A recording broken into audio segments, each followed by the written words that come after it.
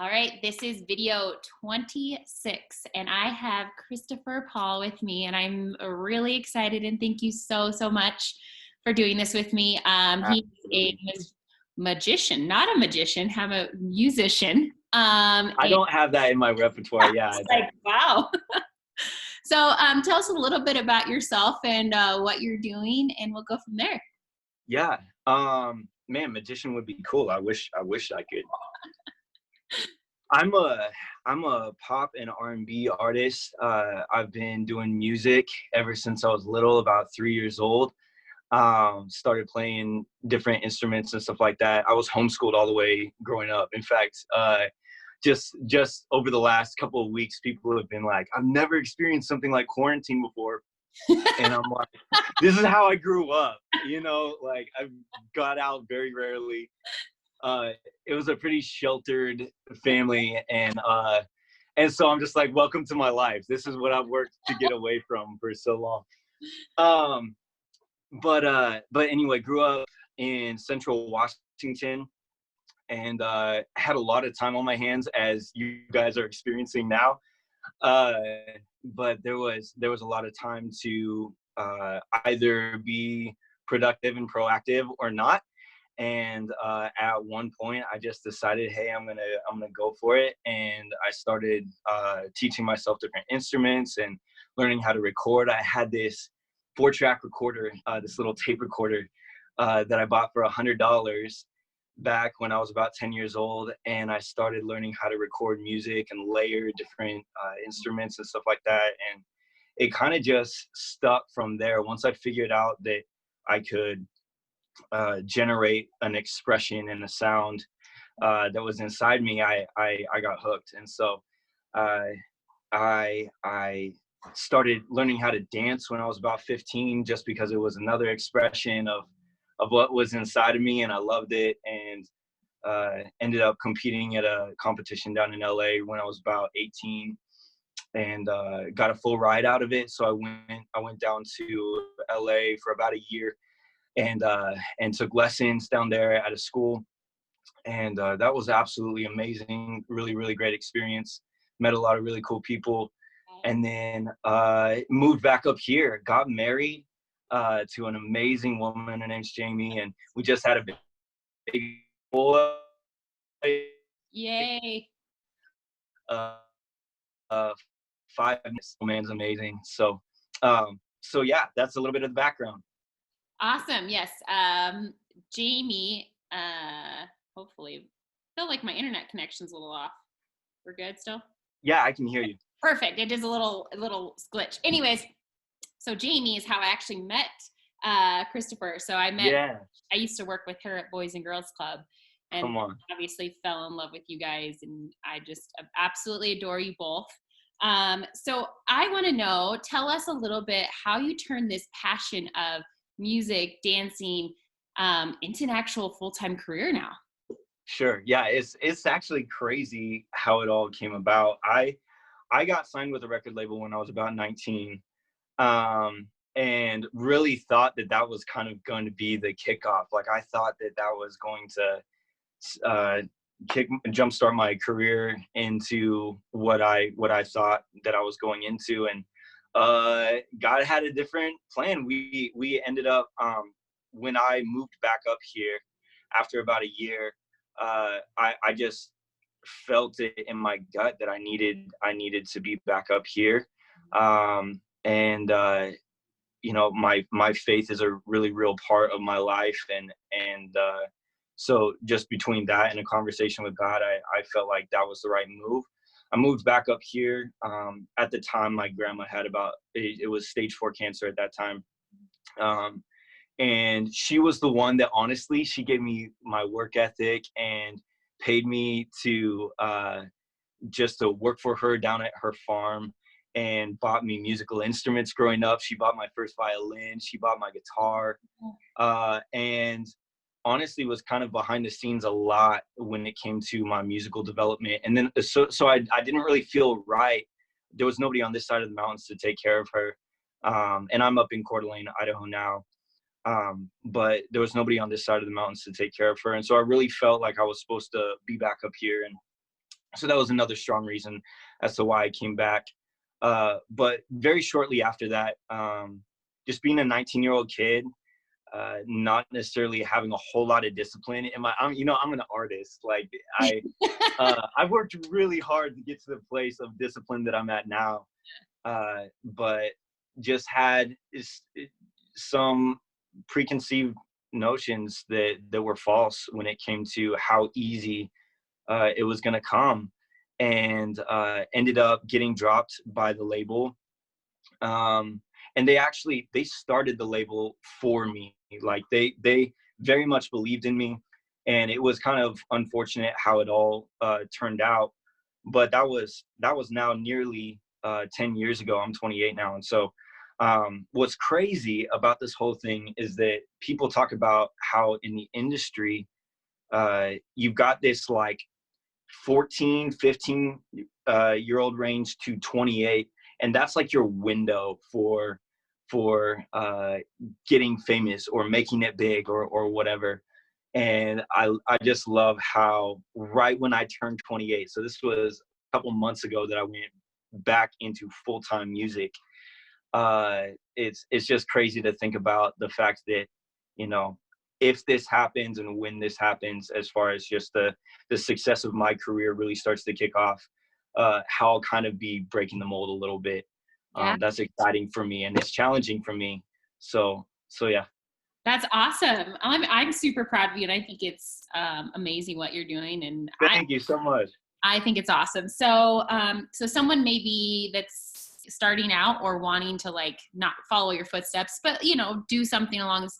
What is advice for someone that is in that same realm, is like, I want to do this as a full-time career? What is some advice you give somebody? Yeah, stepping into music as a full-time career, there are definitely some personal hurdles that you're going to have to get over that are unique to your own situation. And so blanket statements, like just generalizing, hey, this is my advice to you.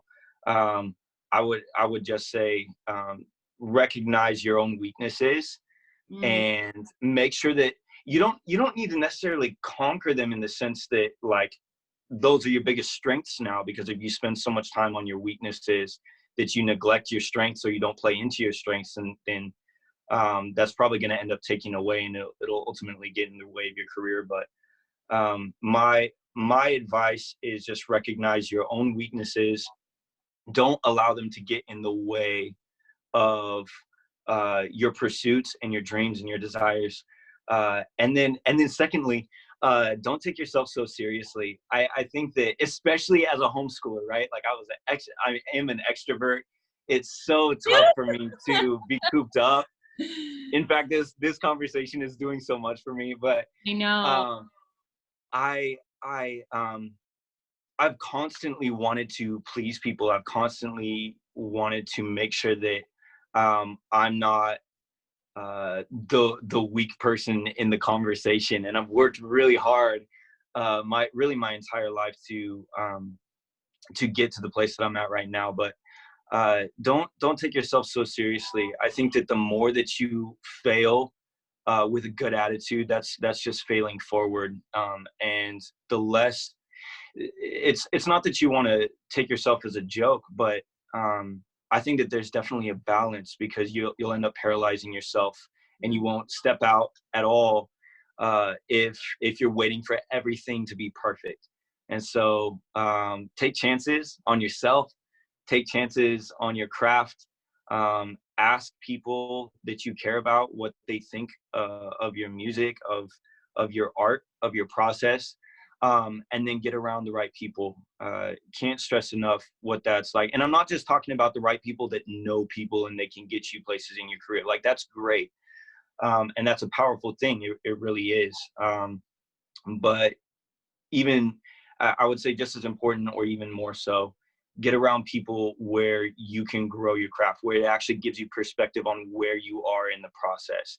I'm sure, like, you've been in the health fitness industry for a long time now, and there's different people that walk into your life that really challenge you, and you're like, wow, I thought I was going hard, that person really challenges me. And so whatever career path you're in, find those people that convict you to move forward. I love that. That's so perfect. I think that's in any relationship. You surround yourself with people that can level you up. Like, why? Yeah, absolutely. You want someone to be like, oh no, you need to step it up. I'm like, I love that. Even in like in a personal relationship with your significant other, like I want them to hold you up to a higher standards. Like, I think that's awesome. So my next question is, how can our community support you? Oh man, I love that question. I think that the way that the community can support me um, is honestly just doing that, just being a community. I think that when we're here for each other, that's a powerful thing.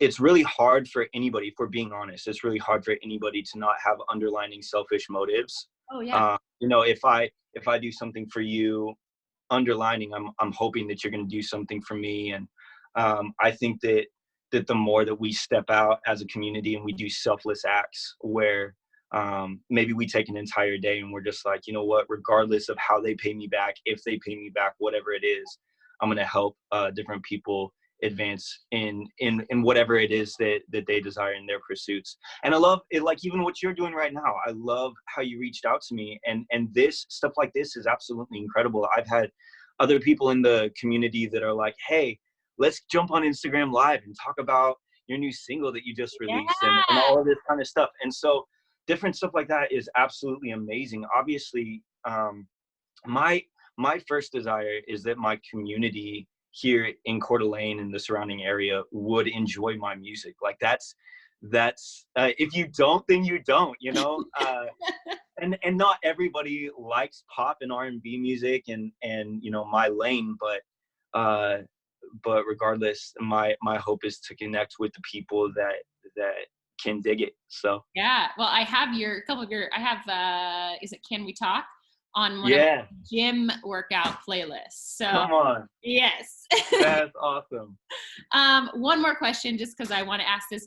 Who is your biggest inspiration, whether it's professionally or personally, your biggest inspiration?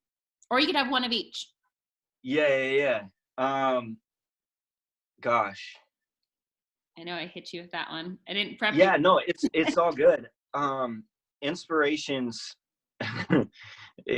It's a funny thing because I consider myself to be a pretty multifaceted person. So there's a lot of people that inspire me in a lot of different directions. Right. From a professional standpoint, without being too cliche, I think Michael Jackson is probably one of my biggest inspirations.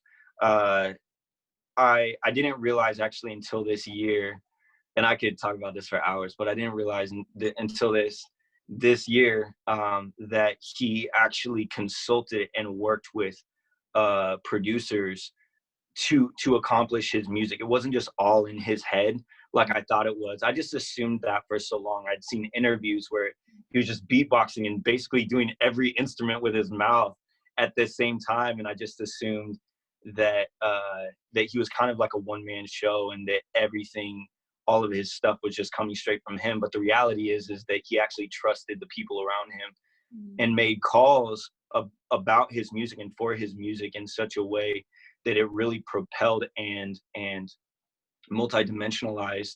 I don't even know if that's a word, but if I just created it, I love it.